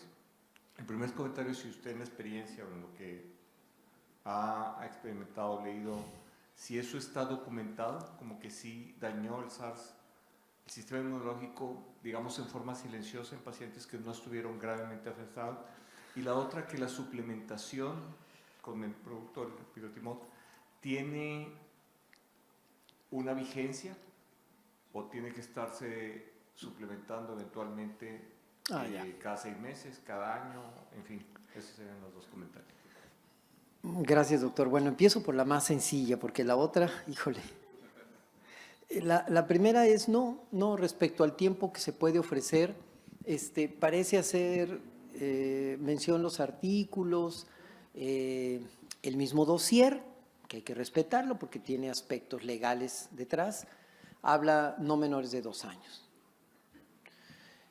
Primer punto. Segundo, 2 esquemas, el preventivo y el de la fase aguda, es decir, un paciente que tiene una infección, casi de cualquier etiología, pero habitualmente es viral, se puede ofrecer el producto concomitante o con un antiviral o con las medidas sintomáticas. Y el segundo elemento sería el preventivo. Por necesidad obliga a utilizarlo por tiempos más largos. Y hoy en la tarde alguien me hacía un comentario que me pareció muy valioso. No sé si llegó el médico, pero era un médico que decía, oiga, ¿yo cómo le hago? ¿Solamente daré Pirotimod si el paciente cae en crisis de asma? No, porque si ya vimos que tiene la capacidad de switchear de TH2 hacia TH1, pudiera ejercer un factor de tipo preventivo y disminuir la sensibilidad a un aeroalergeno o a un trofoalergeno. Al final, todos convergen en un predominio de fenotipo TH2. ¿Ok? Esa sería mi respuesta. La respuesta es no, no hay un elemento. La segunda es muy compleja, doctor. Y a mí me gustaría evadirla. Yo, al igual que usted, estoy viendo ese cambio epidemiológico y el problema es que estoy viendo cosas más graves. Ahora, hay un sesgo enorme y debo ser honesto.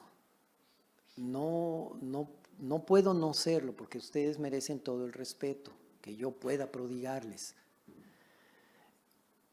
Hay un sesgo enorme en el sentido de que una población pediátrica, por eso yo les instaba que leyeran a John Ioannidis, fue inmunizada. Entonces, ¿qué es lo que está provocando? Por eso puse a propósito la hiperestimulación de la inmunidad innata con un inmunógeno. ¿A qué conduce? Por lo menos en el marco teórico.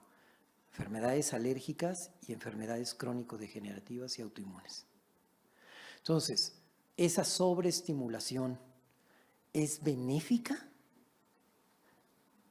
Es de verdad, doctor, y en respeto del tiempo es imposible. A mí me hubiera gustado que yo me hubiera parado aquí 8:30 y que usted me hubiera hecho esa pregunta y yo hubiera cerrado la presentación y con esa pregunta nos hubiéramos pasado la hora. Porque, ¿qué es? ¿Es la terapia génica o es el SARS-CoV-2? Ese es el enorme sesgo.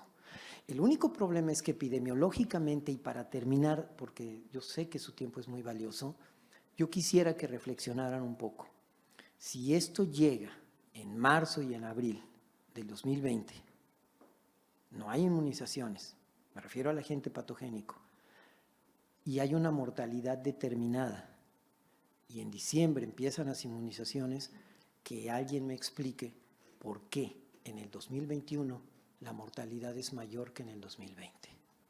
Yo no lo digo, lo dicen las estadísticas. Y es muy complejo cuando uno intenta esgrimir un argumento en contra de la terapia génica, porque inmediatamente es catalogado como antivacunas, terraplanista, Illuminati, masón, reptiliano y de la disidencia controlada. Entonces, lo único que nos queda es adherirnos a la ciencia. Entonces, trasloca el núcleo, activa transposones, activa Line 1 y peor, si ese RNA está degradado. Por eso esa diapositiva. Y que vamos a enfrentar un ominoso futuro. En ese sentido, doctor, anote la fecha. un ominoso sentido de lo que hicimos en los años pasados o lo que hicieron otros. Sí, doctor. Buenas noches, excelente conferencia, doctor Enrique Mendoza. Sí, doctor. Yo quisiera dos comentarios y una pregunta. Un comentario es que los niños cuando nacen por parto, al mes tienen flora pionera y esa flora pionera persiste mientras estén amamantando. Eso le da una inmunidad estable. Sí. Eso lo sabemos, ¿sí? Sin embargo, aunque suspenda la lactancia a los 6 meses, ¿sí? Su inmunidad ya está establecida, Claro. aparentemente. Sin embargo, muchas mamás continúan, a pesar de que estén trabajando, continúan con la lactancia porque hay, ahorita en Monterrey hay una ley donde hay lactarios en cada centro de trabajo. Excelente. Un lugar digno para extraerse la leche. Excelente. Entonces las mamás están extrayendo la leche y la llevan a su casa, se las dan, les enseñamos a refrigerarla, a manejarla, a manipularla y continúan con la lactancia materna mixta. Okay. O sea, excelente tema, no hay por qué sacarlas de trabajar. Ahorita la hegemonía masculina está al par con la mujer. Okay. Ya no hay hegemonía masculina en muchos lados. Ajá. Entonces aquí es bien importante este punto. Sí. El segundo comentario que le quería hacer es que salió publicado recientemente, en enero, en el Contemporary Pediatrics, una doctora que se llama Tian Tan, habla de la intensidad de las enfermedades respiratorias en esta estación de otoño e invierno. Ajá. Dice, tenemos mucho metanemovirus, rinovirus, Sí. adenovirus, ¿sí? Es lo que estamos viendo nosotros, infecciones por polivirus, de muchos virus. Sí. Y eso no es de ahorita, es de todo este año y desde el 2022 que se abrió la exposición al público, que la gente puede vivir normalmente, que acaba la pandemia, empezaron las enfermedades respiratorias. Y aquí quisiera, como último punto, que comentar algo de la deuda inmunológica, porque es algo que está reportado, ¿sí? Y que es la explicación de por qué hay tanto problema respiratorio y la falta de calendarización de las enfermedades. Vimos influenza en julio. ¿Cuándo hemos visto influenza en julio? Nunca, hasta ahora.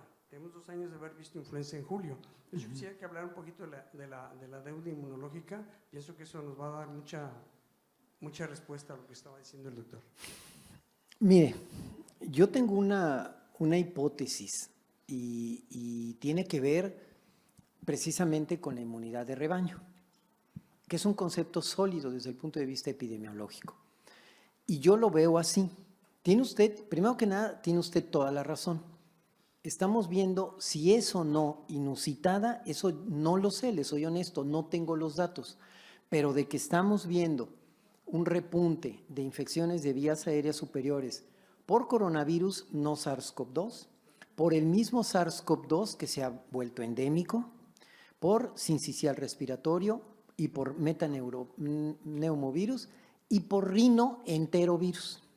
Más o menos esos son los que habitualmente estamos viendo. Ahora, yo lo veo así, yo tengo un sesgo como inmunólogo.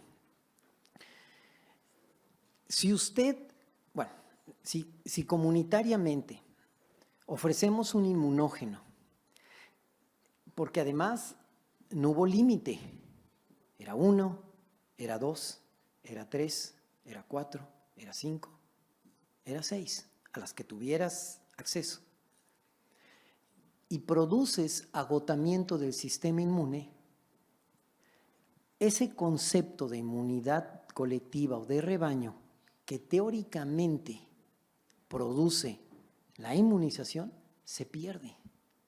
Y entonces, ¿qué pasa cuando diversos individuos tienen una anómala o deficiente respuesta a antígenos virales clásicos? Va a ocurrir que usted tiene un mayor índice de casos. Y como son pacientes que no se están defendiendo bien, usted tiene un alza. Esa es la explicación que yo le doy. No le doy ninguna otra. Pero vamos, no soy epidemiólogo.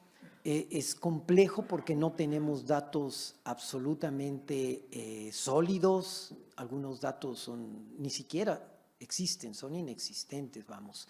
Entonces, yo le doy esa explicación. Anteriormente no era así.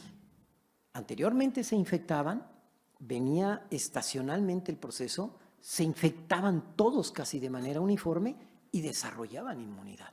Y entonces había una inmunidad colectiva enérgica. Hoy ya no la hay, porque se enferman y responden mal. Y esos enferman a otros. Eso es una explicación desde el punto de vista inmunológico, que pueden o no compartirla, es muy respetable. Pero eso es, para mí, el concepto traspolado de la deuda inmunológica. Cámbienlo por fatiga inmunológica. Pero es una posición muy personal, avalada en lo que he leído, por supuesto, y en lo que he visto. ¿Sí? Pero no sé si sea por ahí. Ustedes tienen la mejor opinión siempre. Bueno, muy bien. Doctor, le agradecemos que haya estado el día de hoy.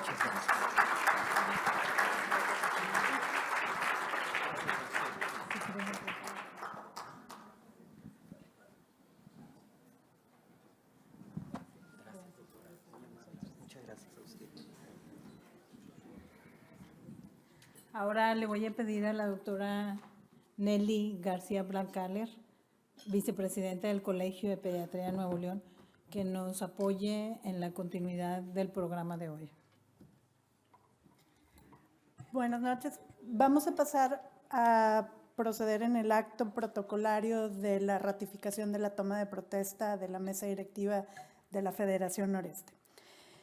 Para esto solicito la presencia de la doctora Patricia Georgina Montiel Duarte, primera secretaria de la Confederación Nacional de Pediatría de México, en representación del presidente de la Confederación Nacional de Pediatría de México, el doctor Román González Rubio, quien nos dirigirá un mensaje y será quien tome la protesta a la nueva mesa directiva.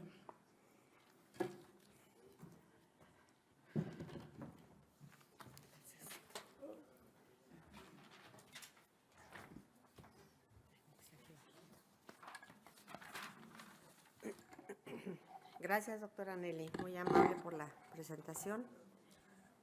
Buenas noches, estimados amigos del Colegio de Nuevo León. Distinguidas autoridades que nos acompañan, es un gusto ver que tenemos aquí expresidentes y pues de suma relevancia para nuestra federación y el colegio. Vengo en representación del doctor Román González Rubio, presidente de la Confederación Nacional de Pediatría, quien les envía un cordial saludo y deseándoles el mayor de los éxitos a la nueva mesa directiva de la Federación Noreste.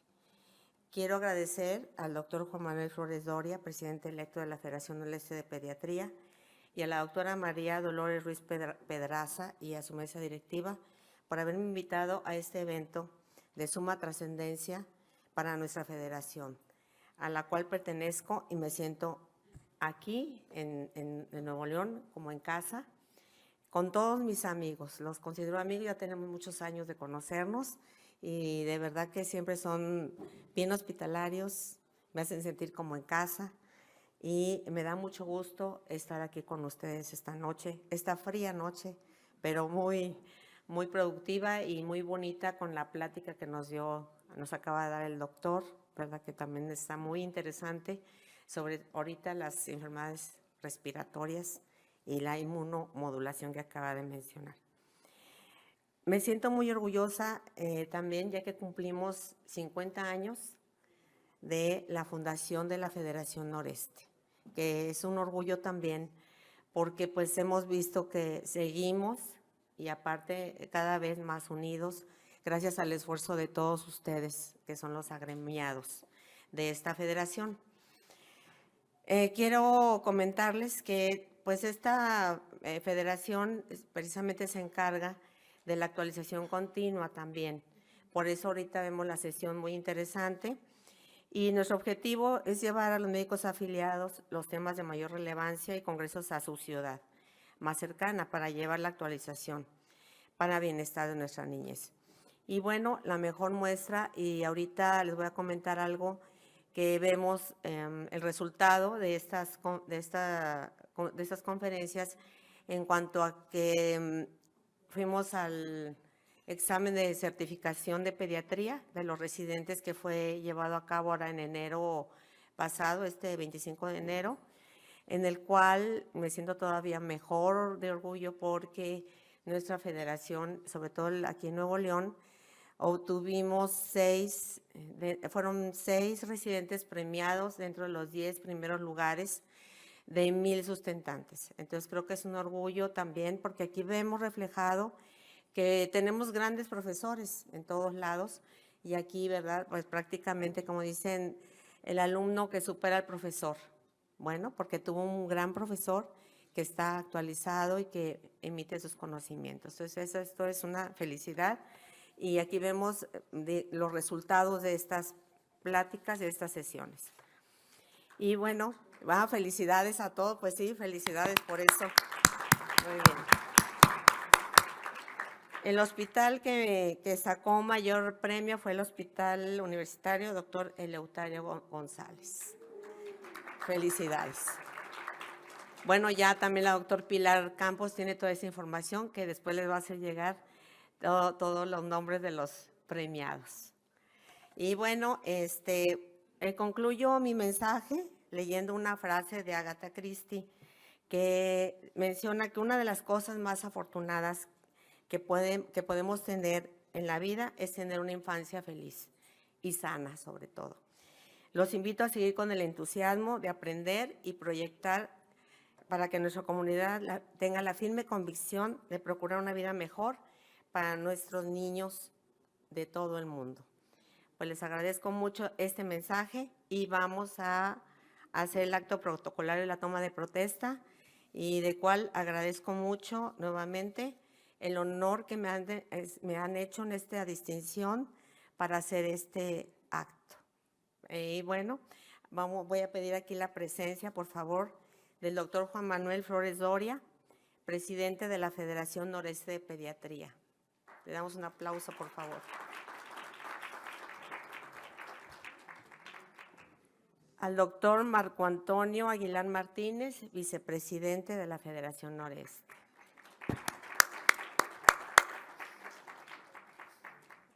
A la doctora María Dolores Ruiz Pedraza, que es la presidenta de Nuevo León y del Colegio de Nuevo León y secretaria propietaria de la Federación Noreste. Al doctor Gustavo Cervantes Martínez, que va a ser el tesorero. Aquí está el doctor Cervantes. Un aplauso, por favor. Que él es el presidente del Colegio del Estado de Coahuila. Y el doctor José Guillermo Rangel Rodríguez, que es el comité de vinculación.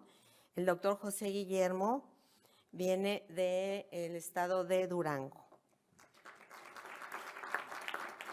Y bueno, el doctor Ariel Mercado, que está a la distancia, nos está escuchando, y él es el presidente de Tamaulipas, que estamos viendo que prácticamente la mesa directiva la conforman nuestros 4 estados que conforman la federación. Y son los que nos van a estar ahora actualizando y proyectando y uniendo a nuestros estados. Entonces, vamos a proceder a la toma de protesta.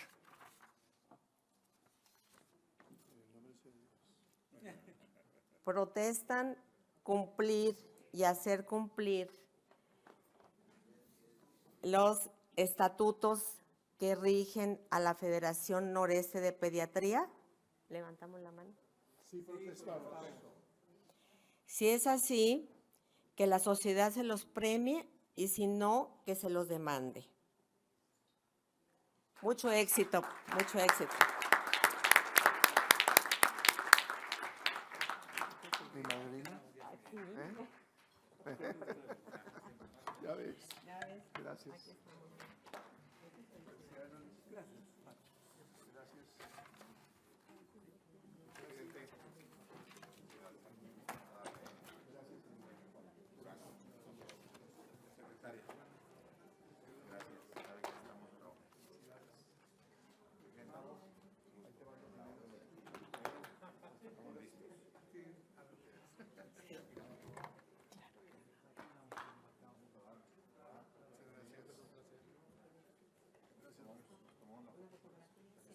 una foto van a tomar.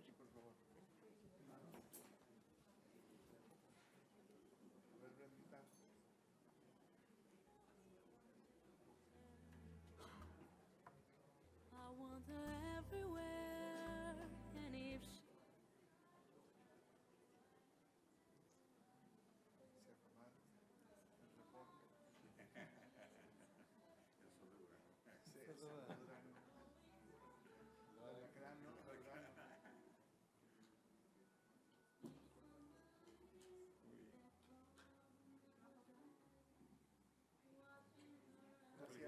Gracias. Felicidades, muchas gracias, doctora Patti, felicidades, doctores. Para cerrar la noche de hoy, comentarles que la siguiente sesión va a ser el miércoles 19 de marzo en este mismo salón para que tengan contemplando la fecha. Es jueves, perdón, Lolis, es que dice miércoles. Sí, miércoles 19, otra vez hay un cambio en las fechas que tenemos siempre contempladas. Voy a pedir también de favor al señor Roberto Martínez, gerente distrital de Armstrong, que pase por favor para darnos un mensaje, agradeciendo su apoyo como socio estratégico. Adelante.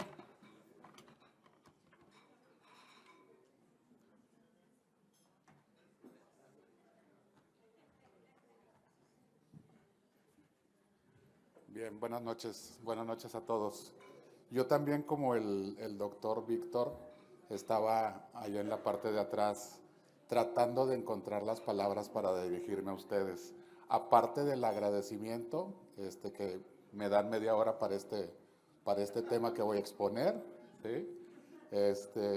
Y me gustaron dos palabras del doctor, y las tomo, ¿no? Yo también quisiera evadir este momento, ¿sí? Pero pues no me dejaron más opciones. Yo dije, bueno, ya no voy a pasar, bien agradecido.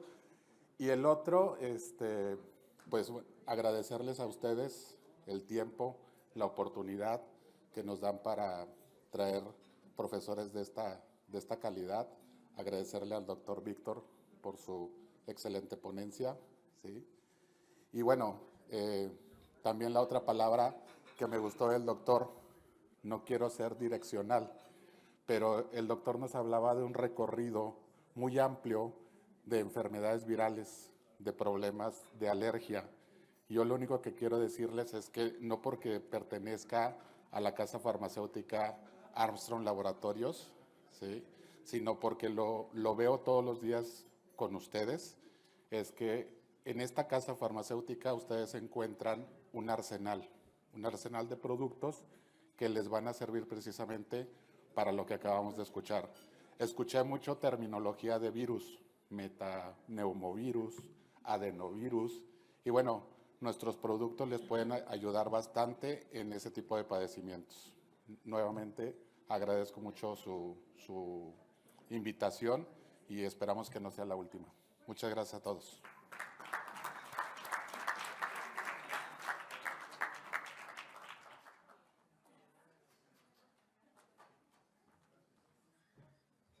Gracias, señor Roberto Martínez. Pues disfruten sus alimentos. En un rato más se entregarán los premios que la sesión pasada habían quedado pendientes porque no habían llegado. Entonces espero, si están por aquí, los premiados, y habrá nuevamente una rifa para los socios que han cubierto ya sus cuotas anuales hasta el día de hoy. Buen provecho.